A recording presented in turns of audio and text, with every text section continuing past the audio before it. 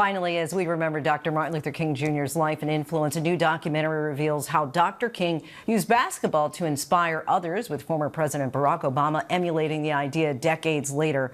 Hoops, Hopes, and Dreams, a new sports documentary from Anscape and produced by actor Jesse Williams, highlights how Dr. King and President Obama used teamwork and leadership through basketball to spark change. We had a chance to sit down with Jesse and learn more about the documentary. Take a look.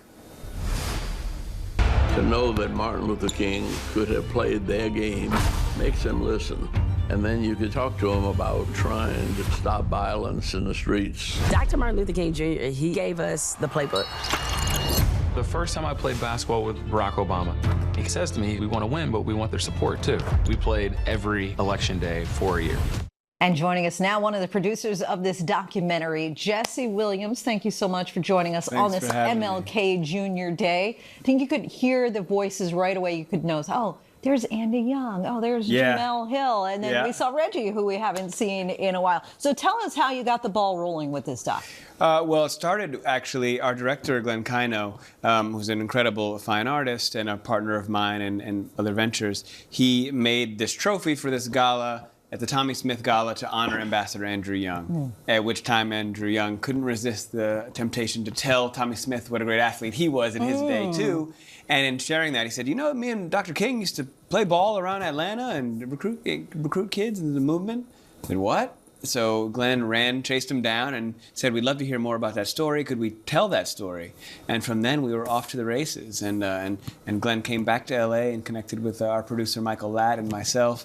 And we figured out how to form and shape this story of Dr. King showing up in hard-bottom shoes and a suit around the city and the state to connect with young people, folks who maybe wasn't seen in church and wasn't seen on the streets in the movement necessarily, and meeting them where they were and making a connection. And then that started to make us remember how we felt when we saw Obama during the campaign with the basketball, and the close proximity with which you experience that game with others, and kind of anybody at any time can play.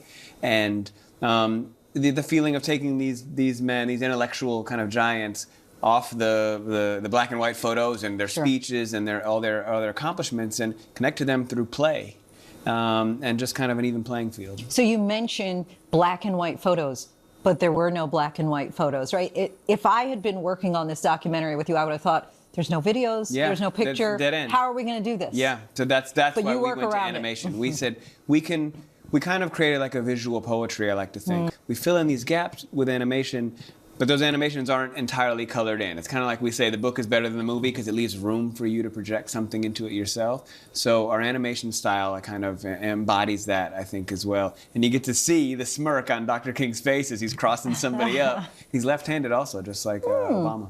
And what made you, speaking of Obama, decide, you know what, let's have that through line and include his relationship with basketball and also how that related to young people? I think, as a former history teacher, I know the feeling of trying to make, why is this relevant? Cool story, cool fact, but how does it connect to me today? And we saw pretty quickly that Obama's a figure that people can know and know what he sounds like and see him, and we have plenty of footage of him and the feeling that we had, especially my generation and older.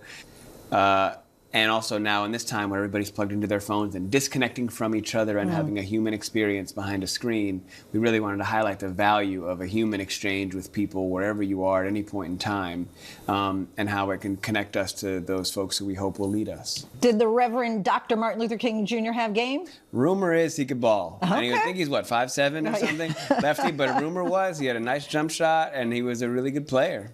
Jesse Williams, we thank you so much for talking with us and for this documentary. You can catch Hoops, Hopes, and Dreams exclusively on Hulu and Disney Plus now. Disney is the parent company of both Anscape and ABC News.